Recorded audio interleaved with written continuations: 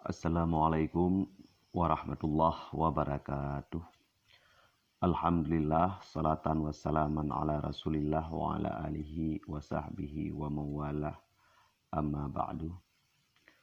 Pujo beserta syukur saban sari kerana kepada Allah, selawat dan salam kepada junjungan alam Nabi besar Muhammad sallallahu alaihi wasallam beserta para sahabat gobnya yang sabi-sabi seiring bahu sayu langkah dalam menegakkan kalimatul haq. Jadi di kesempatan kalinya untuk papar bacut tentang masalah politik Aceh yang terjadi, yang sudah berjalan selama 16 tahun. Jadi siri pertama, pendidikan politik Aceh, bendera bulan bintang jadi barang dagangan politik di Aceh.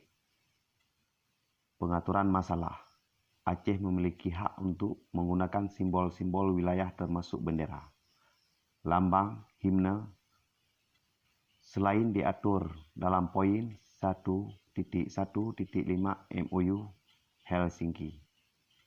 Juga diatur dalam UU PA nomor 11/2016. Namun mengapa bendera bulan bintang tetap tidak boleh berkibar di Aceh? Walau sudah ada kanun nomor 3/2013 yang mengatur tata cara pengibarannya. Jawabannya terdapat dalam PP nomor 77/2007 pada bab 4 desain lambang daerah. Pada pasal 6(4), desain logo dan bendera daerah tidak boleh mempunyai persamaan pada pokok atau keseluruhannya dengan desain logo dan bendera organisasi terlarang atau organisasi perkumpulan lembaga gerakan separatis dalam Negara Kesatuan Republik Indonesia.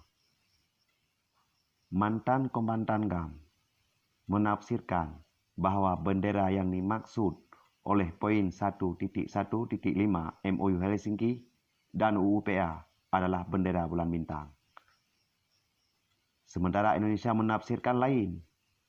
Di mata pemerintah Indonesia, bendera bulan bintang diklasifikasikan sebagai bendera separatis GAM, telah gerakan separatis, dan itu sebabnya status bendera ini mengambang selama 16 tahun atau selama-lamanya. Juru runding GAM Malik Mahmud, Zaini Abdullah, Nurdin Abdul Rahman, Nurjuli kecolongan dengan ketentuan poin 1.1.5 MOU Helsinki. Pertanyaannya, mengapa Malik Mahmud, Wali Nanggro, dan Partai Aceh PA masih saja tidak mengerti? Sebodoh itukah politisi PA? Selama 15 tahun lamanya itu bendera bulan bintang ini diperdagangkan untuk kepentingan politik lokal di Aceh, terutama menjelang pilkada, yang seakan-akan berjuang mengikut jejak Wali Nanggro Tunku Hasan Muhammad Ditiro, padahal menipu rakyat. Secara hukum dan politik, juru runding GAM tidak mungkin lagi dapat memperjuangkan bendera ini berdaulat di Aceh. Apalagi Malik Mahmud dan Zaini Abdullah sudah berkhianat, menyerah pada NKRI. Lantas jalan keluarnya satu-satunya jawaban adalah perang melawan pemerintah pusat. Itu wawancara daripada Dr. Yusra Habib Abdul Ghani dengan Muzakir Manaf 2 Oktober 2015.